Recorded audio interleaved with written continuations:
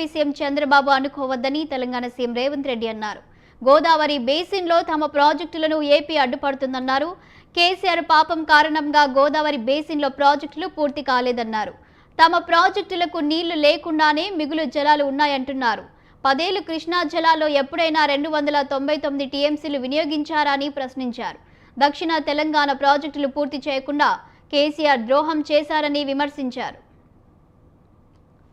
చంద్రబాబు నాయుడు గారికి నేను సూచన చేస్తున్నా, మీరు పక్క రాష్ట్ర ముఖ్యమంత్రి, కేంద్రంలో మీకు పలుపాడి ఉండొచ్చు, మోడీ గారు మీరు ఏం చెప్తే అది వినొచ్చు. అంత మాత్రాన మీ ప్రాజెక్టులకు అన్ని అనుమతులు వస్తాయని మీరు అనుకుంటే అది భ్రమ. అట్లాంటి వాటికి అవకాశం లేదు. తెలంగాణ రాష్ట్ర ప్రజలకు ప్రయోజనాలు కాపాడుకోవడానికి అవసరమైన ప్రణాళిక వ్యూహరచన స్పష్టంగా ఉన్నది. మేము ఈరోజు వివిధ రాజ్యాంగబద్ధమైన సంస్థలకు మేము ఫిర్యాదులు చేస్తున్నాము. రాజ్యాంగబద్ధమైన సంస్థలు మా హక్కులను కాపాడడానికి, మా హక్కులను మాకు అందించడానికి ముందుకు వస్తే సరే, లేకపోతే న్యాయస్థానానికి వెళ్తాం. అక్కడ కూడా జరగకపోతే ప్రజల దగ్గర పోతాము. అంతిమ నిర్ణేతలు ప్రజల దగ్గర కూడా వెళ్తాము. ఈరోజు నేను వారికి రెండో సూచన చేస్తున్నా. ఈరోజు 3000 టీఎంసీల మిగులు జలాలు గోదావరిలో ఉన్నాయి అని మీరు నమ్మితే, చంద్రశేఖరరావు చెప్పిందని కాదు, చంద్రబాబు నాయుడు గారు నమ్మినప్పుడు గోదావరి బేసిన్ మీద తెలంగాణకు 968 టీఎంసీల నీటి కేటాయింపులు ఉన్నాయి. 518 టీఎంసీలు ఆంధ్రప్రదేశ్కు ఉంటే 968 టీఎంసీలు తెలంగాణకు అలొకేషన్ ఉన్నది ఉమ్మడి రాష్ట్రంలోనే. మా 968 టీఎంసీల వరకు తెలంగాణ ప్రాజెక్టులకు బ్లాంకెట్గా మీరు ఎన్ఓసి ఇవ్వండి. మా తెలంగాణ ప్రాజెక్టులకు 968 టీఎంసీలకు వాడుకోవడానికి సంపూర్ణమైన అనుమతులు వచ్చిన తర్వాత మేము ఆ ప్రాజెక్టులు కట్టుకున్నాక ఇంకా నీళ్లు కిందికి పోతే అది వరద. పైన మా సమ్మక్క సారక్కకు అడ్డం పెడతారు, మా సీతారామకు అడ్డం పెడతారు, మా కాళేశ్వరంకి అడ్డం పెడతారు. గోదావరి బేసిన్ మీద మేము కట్టుకునే ప్రతి ప్రాజెక్టుకు ఆంధ్రప్రదేశ్ అభ్యంతరం పెట్టి ఆ ప్రాజెక్టుల అనుమతులు రాకుండా ఆలస్యం చేసి ఇగో మిగులు జలాలు ఉన్నాయన్నాడు. మిగులు జలాలు ఎట్లున్నాయి?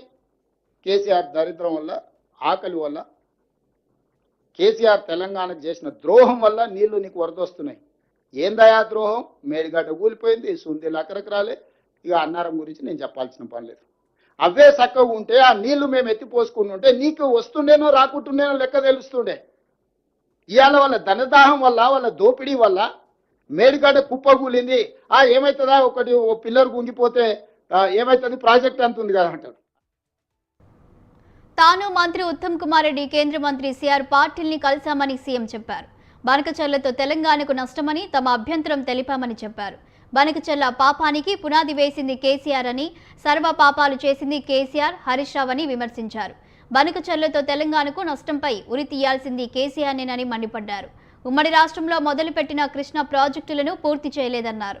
తుమ్మిడిహెట్టి దగ్గర ప్రాజెక్టు కట్టి ఉంటే లిఫ్టులు లేకుండా గ్రావిటీతో ఉత్తర తెలంగాణకు నీళ్లు వచ్చేవని అన్నారు. ఉన్న పలంగా హరీష్ రావు గారు బయటకు వచ్చేసి మొత్తం తెలంగాణకు అన్యాయం జరిగిపోతుంది, మొత్తం నీళ్ళన్నీ తరలించుకపోతున్నాడు చంద్రబాబు నాయుడు, రేవంత్ రెడ్డి మౌనంగా ఉన్నాడు, ఉత్తమ్ కుమార్ రెడ్డి గారు ఉత్తగానే కూర్చున్నాడు అని బకెట్లో బురద తీసుకొని చల్లుకుంటే వెళ్తున్నాడు. అయ్యా, ఈ పాపానికి పునాది వేసింది మీ మామగారు. ఆ రోజు నువ్వు మంత్రి, నువ్వే ఆ సమావేశంలో ఉన్నావు. అయితే గీతే ఎవరినైనా శిక్షించాలంటే చంద్రశేఖరరావు గారిని, హరీష్ రావు గారిని శిక్షించాలి. ఒకవేళ గోదావరి బేసిన్లో తెలంగాణ ప్రాజెక్టులకు అన్యాయం జరిగి తెలంగాణ ప్రాజెక్టులకు ఒకవేళ తీరని ఏదైనా ద్రోహం జరిగితే ఉరిదీయాల్సింది చంద్రశేఖరరావును, హరీష్ రావునే. సర్వ పాపాలు చేసింది మీరు, పాపాల భైరవులు మీరు, తెలంగాణకు అన్యాయం చేసింది మీరు.